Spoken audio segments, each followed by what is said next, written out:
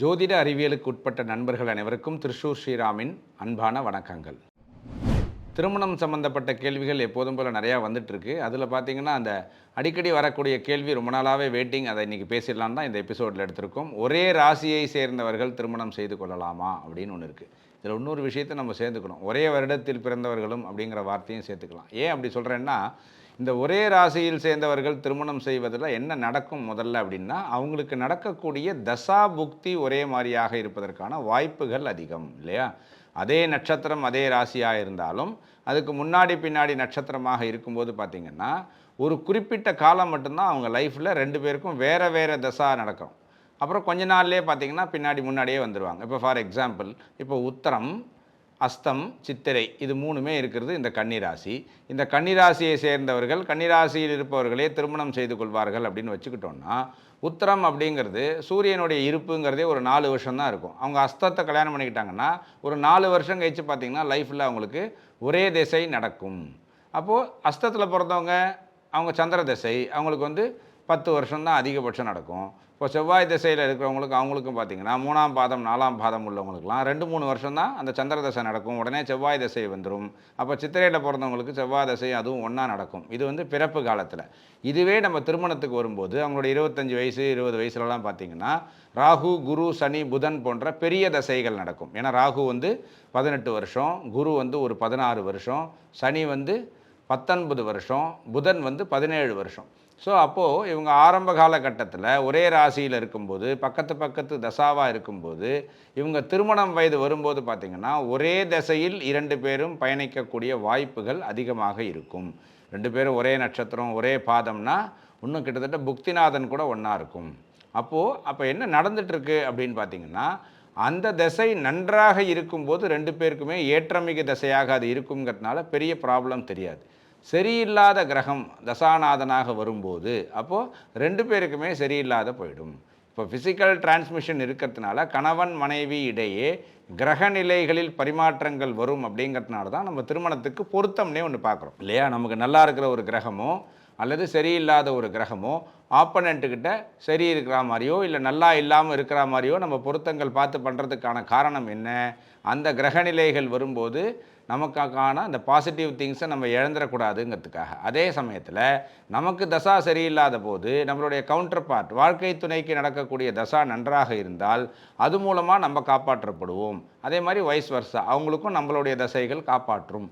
அப்போது தசைகள் புக்திகள் பிரகாரம் நம்மளுடைய உடம்பும் மூளையும் வேலை செய்கிறது. அப்படிங்கிறதுனால அந்த தசா புக்தி தான் நம்மளுடைய டே டு டே லைஃப்பை டிட்டர்மைன் பண்ணுறது. அப்படிங்கிறதுனால ஒரே தசையில் ஒரே ராசியில் இருப்பவர்கள் ஒரே திசையில் வருவதற்கான வாய்ப்பு அல்லது வேறு நட்சத்திரமாக இருந்தால் பக்கத்து திசையாக போய் உடனே சேர்ந்து தசா நடக்கக்கூடிய வருடங்கள் அதிகமாக இருக்கக்கூடிய காலகட்டம் வரும். அப்படிங்கிறதுனால பார்த்திங்கன்னா சந்தோஷமாக இருக்கும்போது எதுவுமே தெரியாது. 2 பேரும் சேர்ந்து நல்லா ஜாலியாக இருக்காங்கன்னு இருக்கும். கஷ்டம்னு வரும்போது பார்த்திங்கன்னா ஒருத்தருக்கு ஹெல்ப்ஃபுல்லாக இருக்க முடியாத ஒரு சூழ்நிலை வரும்.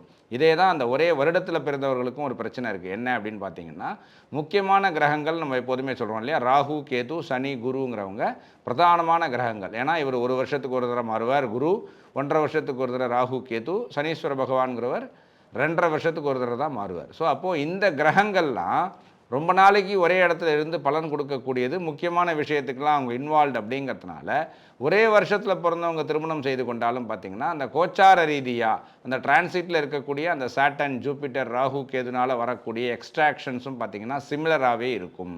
அப்போது லைஃப் ஸ்டைல் நல்லா இருக்கக்கூடிய பாசிட்டிவ் வைப்ஸாக இருக்கக்கூடிய கிரகங்கள் அந்த திசை அந்த டிரான்சிட்ஸ்னால் எப்படி 2 பேருக்கும் லாபம் கிடைக்கும்னு சொல்கிறோமோ அதே மாதிரி பிரச்சனைன்னு வரும்போது தவறான திசையாக வரும்போது அல்லது புக்திநாதன் மூலமாக வரக்கூடிய கிளாஷ்களாக இருக்கலாம், கோச்சார கிரகநிலைகளாக இருக்கலாம், இதனால் வரக்கூடிய பிரச்சனைகள் 2 பேருக்குமே வரும். அப்படிங்கிறதுனால தான் பொதுவாக ஒரே ராசியை சேர்ந்தவர்கள் ஒரே நட்சத்திரத்தை சேர்ந்தவர்கள்லாம் திருமணம் செய்து கொள்வதற்கு கொஞ்சம் தயங்குகிறோம்.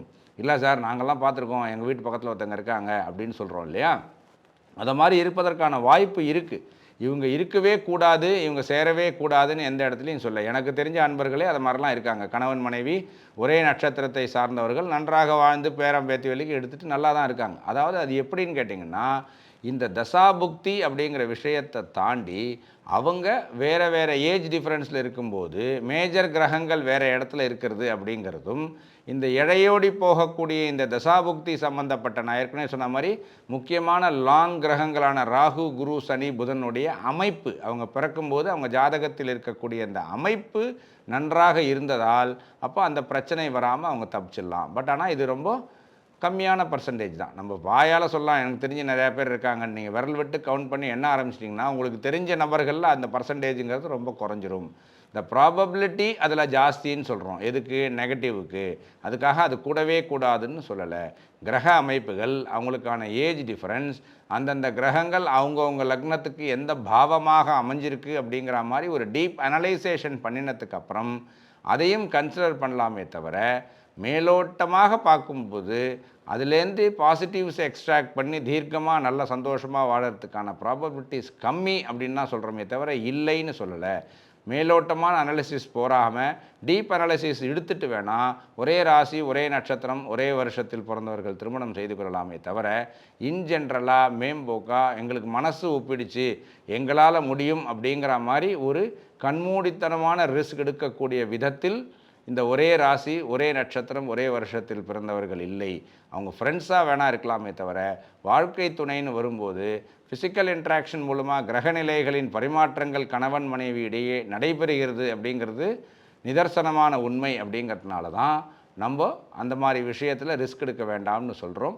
இருந்தாலும் அப்படி ஒரு சூழ்நிலை உங்கள் வீட்டில் யாருக்காவது வந்ததுன்னா நல்ல ஒரு ஜோதிடரை அணுகி, நான் சொன்ன மாதிரி அவங்களுடைய தசாபுக்தி, கிரகநிலைகளோட அமைப்பு, கோச்சாரத்தில் நாளைக்கு வரக்கூடிய காலங்களிலும் எந்த பிரச்சனையும் தொடர்ந்து ரொம்ப நாளைக்கு இல்லாத பட்சத்தில் தான் அதை தொடர்ந்து நம்ம கண்டினியூ பண்ணுறதுக்கு யோசிக்கலாமே தவிர, கண்மூடித்தனமான ரிஸ்க் எடுக்க வேண்டாம். ஏன்னா இது வாழ்க்கை துணையுடன் கடைசி வரை வாழ வேண்டும் அப்படிங்கிற எண்ணத்தினால மற்ற உறவுகளுக்கு நம்ம கொடுக்குற மாதிரி இம்பார்ட்டன்ஸ் இதில் அவ்வளோ ஈஸியாக கொடுத்துட முடியாது. இங்கே கண்டிப்பாக அஸ்ட்ராலஜிக்கல் பர்ஃபார்மன்ஸ் ஒரு கப்பலுக்கு மத்தியில் இருந்தால் மட்டும்தான் அவங்களால வெற்றிகரமான கப்பலாக வர முடியுங்கிறது தான் நிதர்சனமான உண்மை. நன்றி, வணக்கம், ராமராம். ஆதித்யாய ச சோமாய மங்களாய புதாய ச குரு சுக்ர சனிப்யஸ்ச ராகவே கேதவே நமः.